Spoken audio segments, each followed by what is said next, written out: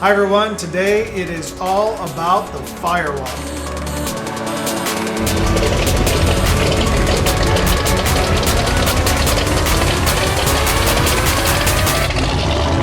Hi everyone, and welcome to the channel about kit cars and other car topics. If you like what you see, please hit the subscribe and notification buttons below and share with others on social media. So, like I said, it's all about the firewall. And the one thing I wanted to tell you about this Factory 533 hot rod is it really is all about the firewall. The firewall is the area of the car that everything aligns to. So specifically the body, basically. So for instance, let's say you get your firewall all aligned up, it's all ready to go, but you kind of put some temporary rivets in it, but you didn't put a lot of rivets in it. And then you put your body on, you do all sorts of alignments, you get it all set, then you start, trimming in your doors and get the doors perfectly trimmed to where it's, perfect gap around the door and everything. And then you get the car painted and everything, and you come back, and then you bolt the firewall on for real, and you put the body on, and all your door gaps are wrong, everything's jacked up, it doesn't look right, and you're kind of screwed. And so it really is all about the firewall. When you do temporarily mount the firewall, you want to put a crap load of Colecos in there, or you want to get your riv nuts and your bolts, but you want to put them all in to make sure that thing is solid against the frame and it's not moving.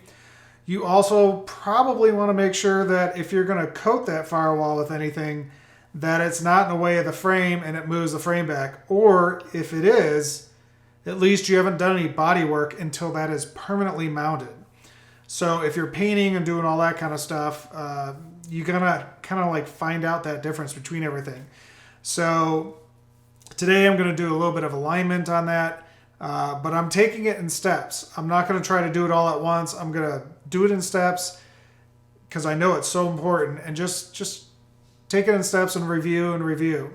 The other thing you can see is my office is now a storage room for all the boxes. I got 1, 2, 3, 4, 5, 6, 7. There's 8 boxes in here that is basically my storage room, and I got another bedroom, and then of course the garage has a lot of stuff, and now my kitchen has a lot of stuff too as I bring parts out.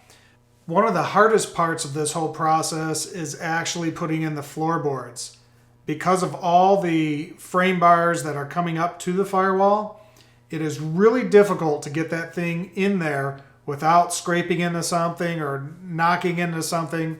And so there's only like one little area that you could swing that thing in, and there's like a millimeter of room, and there's no other way to get it in.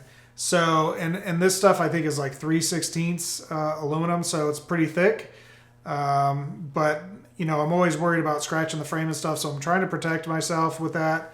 But I would say that's the most difficult part of this whole process.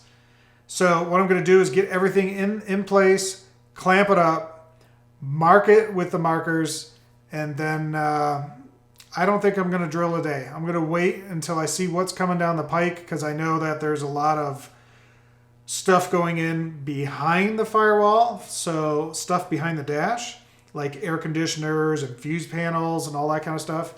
I know that there's brake reservoirs going on inside the engine cabin on the firewall. I know that there's AC hoses and stuff coming through the firewall. If I had a manual, there would be a clutch cable going through, but I'm not. Of course, there's a steering is going through. So there's just so many variables that I'm just taking my time with this and going to do it in stages.